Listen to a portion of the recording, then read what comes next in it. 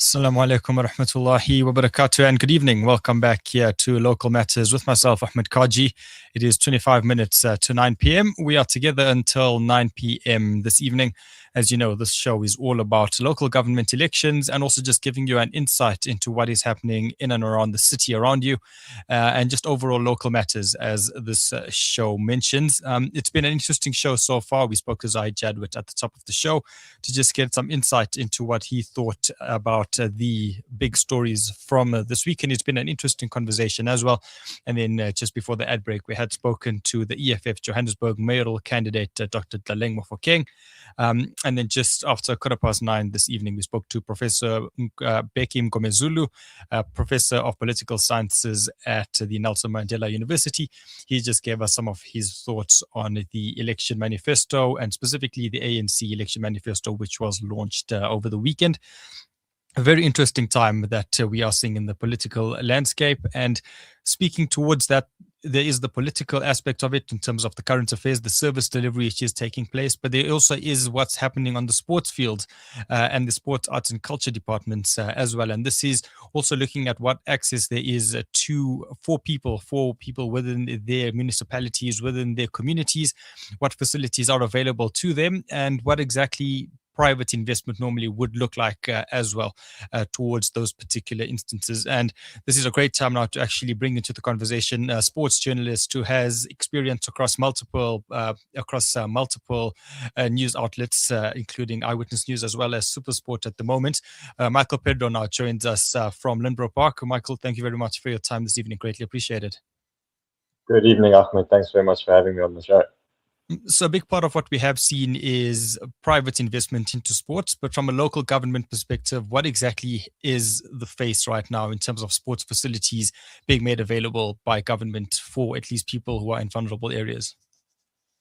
Yeah, I think to start off, what's important to note and for people to realize is that local government has a very limited and indirect role when it comes to school sports in particular. Obviously, that remit is under the Department of Basic Education. I'm talking about facilities within school grounds, obviously. So that is incumbent on the Department of Education to maintain, obviously, in government schools. In private schools, it's obviously a little bit different with the IED being the sort of custodian of those facilities. Where local government and municipality does obviously come in is for shared spaces that the community can have access to or should have access to.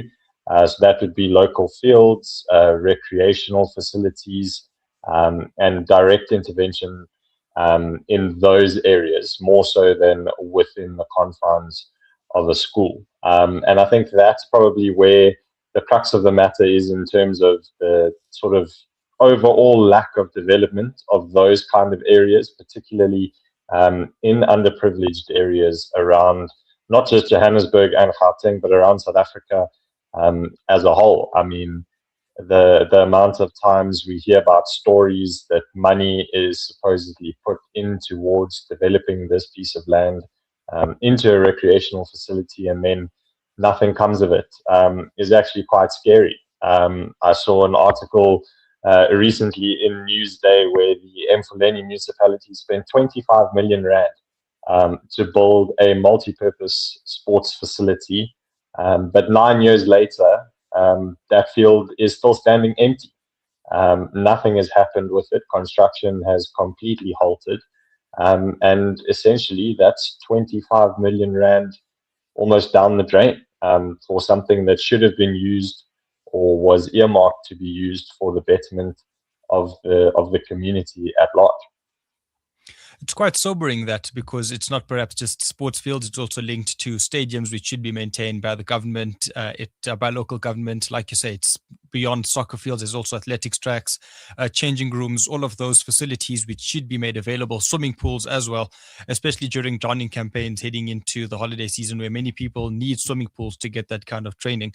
And it seems that that may not always be positive funding coming through from government. And it's just rather alarming, I think.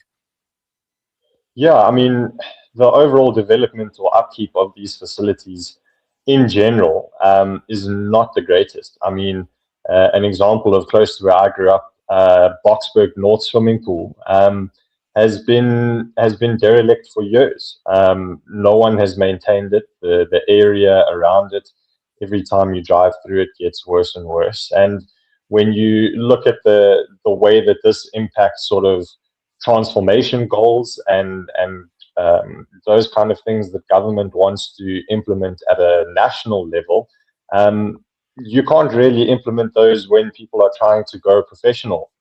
You need the facilities, you need the infrastructure to help people when they're starting out, when they're 10, 11, 12 years old, because that's how they get exposed to these things. I mean, with South Africa going to the Commonwealth Games recently, the Deputy Minister of Sports, Arts and Culture, Peace Mabe, bemoaned the lack of transformation within the squad that was being sent, and in particular, the swimming side of things, where at the Commonwealth Games, I think that's where the majority of our medals came from. But when you look at the upkeep of facilities and sort of programs to get people involved in these kind of sports, it is very minimal. I mean, even at professional level, some of these athletes going to represent South Africa have to pay their own way to go to events, global events like the Commonwealth Games, like swimming world championships, so like hockey World Cups as well. So the problem goes far beyond just the upkeep of municipal grounds and the maintenance of facilities that already exist. But in essence, that's sort of where the issue starts, where you have these facilities, or you should have these facilities for people to access and make use of. And the reality is there's not a lot of them around. Yeah, it seems that there's a bit of a knock-on effect where as soon as there isn't adequate investment or mismanagement of funds for specific sporting facilities, that ripple effect means that there isn't representation or recognition of those players from those particular communities at district level, at provincial level, and then subsequently at national level. So the need for transformation and having a more diverse range of squad members, whether it be from swimming, hockey, cricket, or football, because there isn't local investment from government level and the misuse of funds happening at ground level, it's directly affecting who's represented at national level. Essentially, yes. I mean, and that's probably the saddest part, where you will have people that have the raw talent, probably more raw talent than the person who has made it to a national level in whatever sport it may be. But because they didn't have access to the correct facilities or to the same facilities that somebody else did, they sort of now held back in that respect. And that's why you see a lot of, especially within cricket, you see a lot of players who go on to play for the Proteas or play provincial cricket or at the SA20 level. A lot of those cricketers went to private schools. A lot of those cricketers had private coaching. And the sad reality is not everybody can afford that. Yes, those players might have gone to those schools on a scholarship, which obviously is a win for the school and a win for them as well. But the reality is not everybody can go to these kind of schools on scholarships. And even on scholarships, parents might struggle to afford to send their children to these kind of schools or to pay for private coaching. I mean, even within government schools, I know people in my family are educators. They educated government schools, and they have to get people from outside of the school. They have to employ private training companies and private coaching facilities or private coaches, really, to come in and coach the kids, because the teachers don't have time to sort of get the coaching badges that they need in order to help the children. They're sort of doing it because they played the sport when they were in school and they have a passion for teaching kids and for coaching kids. But the reality is they don't have the same qualifications that other coaches do. And not every government school can afford to do that, can afford to bring in coaches from outside. So you're also looking at a lack of skills within school spaces, purely because they don't have coaches and because teachers, that's not their main focus anyway. Their main focus is education. It's 15 minutes to 9 p.m. Central African time here on Salam Media. This is Local Matters with myself, Ahmed Kaji. We are in conversation with Michael Pedro, a sports journalist, about local government interventions and support for sports facilities in and around the country. When we come back, we'll speaking about what models schools are using, elite schools that are government schools as well as private schools, about the models they're using to empower some of their young athletes and the way they make it through into provincial and national structures. Please stay tuned here to Salam Media. We will be back after this short break. Give the gift of clean water with Africa Muslims Agency. With every water well or borehole you donate, your drop becomes a river, reconnecting communities to nourishment, education, dignity and empowerment. Sponsor a water well for 17,000 Rand in Africa or a borehole for 65,000 Rand in Afghanistan or Africa.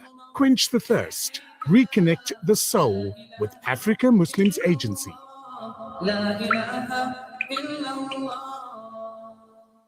Ah, the kitchen, the heart of the home, where memories are made and celebrated. Our go-to place for those freshly stacked pancakes early in the morning or for that late-night snack munchies. We are in there together, cooking, eating and celebrating life together.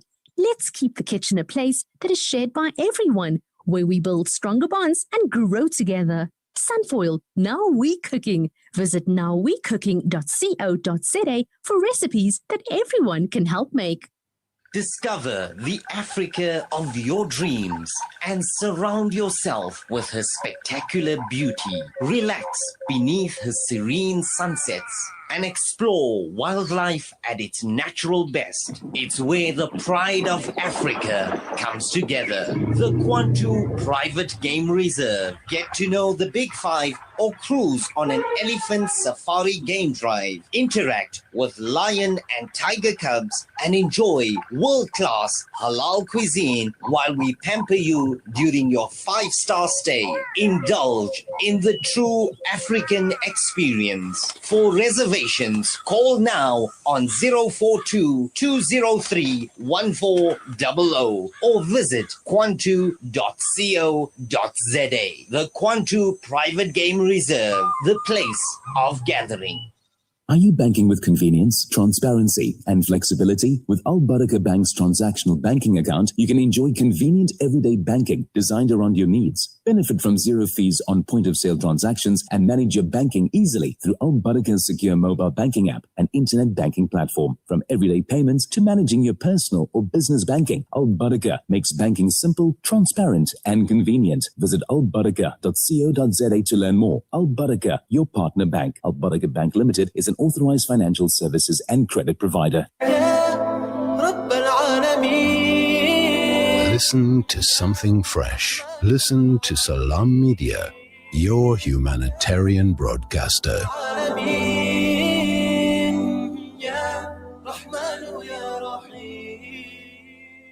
Assalamu alaikum wa rahmatullahi wa barakatuh. Welcome back here to Salam Media. This is Local Matters with myself, Ahmed Kaji. We have just over 10 minutes left together this evening. We are in conversation with Michael Pedro, a sports journalist, taking us through how local government investment, or sometimes the lack thereof, is affecting sports development for players in impoverished areas. Michael, it's been an insightful conversation thus far, but we also do see the positive results of what comes out when private investment comes in, and that's something we see from the rugby structures in and across the country.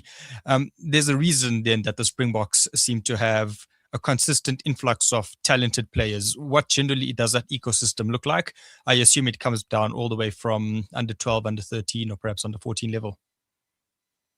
Yeah, I mean, like I mentioned earlier, to get people to represent the country at national level, you have to show the investment or give the investment when they are young, because ultimately that's where things start off. It's no use trying to get people into teams when they are competing against players or other professionals that have been playing the game for 15 years and you've only picked up a ball 5 years ago.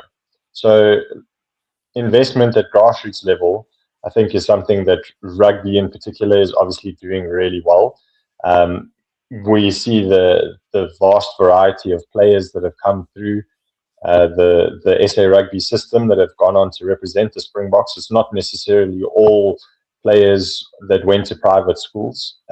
It's players that are from rural Eastern Cape who had coaches that identified their skills and brought them into clubs. I think the club system within South African sports is also an extremely important thing in getting people to represent the country at national level.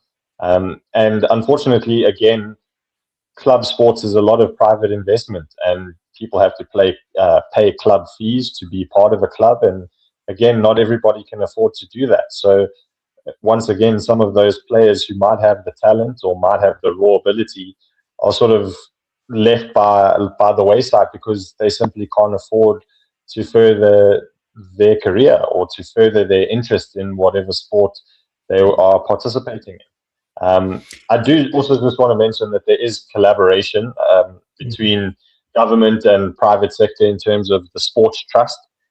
So there are measures that are being taken. I think it's just whether those measures are effective in this day and age.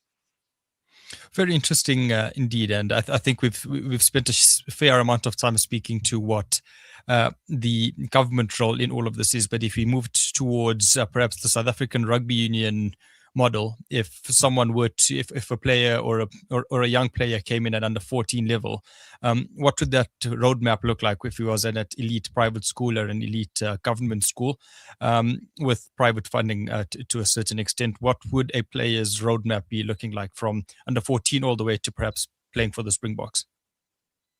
Well, I mean, if you're looking at someone typically who went to a private school at under 14, so grade 8 essentially, they would have access to far better facilities, first of all. I mean, if you just take St. Stithians, for example, I'm only using that because even the All Blacks, who are currently on the greatest rivalry tour against South Africa and our franchises, they use that school for their training. They train at that facility. They do their drills at St. Stithians. The Springbok women have used St. Stithians, St. John's. They've used all these private schools around Johannesburg for professional elite level sports. And that gives you an idea of the facilities that are available to someone going to that kind of school in grade 8. They have the coaches. Most of the time, the coaches are not teachers as well. They are dedicated rugby, cricket, hockey, football. They are dedicated coaches in those respective sports disciplines. And that immediately gives that child a bit of an edge over someone who goes to a government school that might not necessarily have access to those kind of coaches. They just have teachers who are passionate about the sport and who want to be involved in extracurricular activities. But they don't necessarily always have the correct qualifications. They don't necessarily always have the correct know-how on how exactly to do these kind of sessions and to sort of coach these kinds of things into players or out of players, the good habits and the bad habits that they might have from a young age. And that's really where the difference is, because if you've got someone coming to your school in grade 8 and they have access to these coaches and these facilities for 5 years, by the time they matriculate, they are probably on a scholarship into university to play university sport, or they're in some kind of academy in terms of the Lions, the Titans, whether it be cricket, whether it be rugby. They're going into these kind of academies and being exposed to a more elite level of sport at a much younger age. And that only can benefit them. Whereas if you look in the main, government schools don't really have that kind of access. They don't really have those kind of facilities. And the government schools that do have those facilities, you are also, as a parent, paying a premium to send your child there. And again, not everybody can afford to do that. So you then kind of relying on factors outside of the school system, i.e. clubs or private coaches, which again is an extra cost on the parents. So it all comes down to facilities, coaches, and at the end of the day, sadly, the financial aspect of things as well. So I guess briefly, and as we wrap up, Mike, it just seems to be a case of, for as long as there's no real investment, which we are seeing from government level at local facilities, the chance of you actually making it through to to your national team is almost limited, and that becomes a very small pool of players which end up being recruited into clubs or into schools. But for as long as there's limited investment from government of maintaining facilities, there's no real hope for anyone trying to get into a national structure or a national team unless they happen to be recruited. Yeah, and again, that's sort of the sad reality of the situation that we find ourselves in, sporting-wise anyway, is that a lot of people have the raw talent, they have the raw ability, they just don't have the means or the access to take those talents and abilities further. And it's a case of the people who do have access to those are the ones who get further. And I guess that's pretty common in every walk of life, really. But in particular in sport, it really does have a major impact.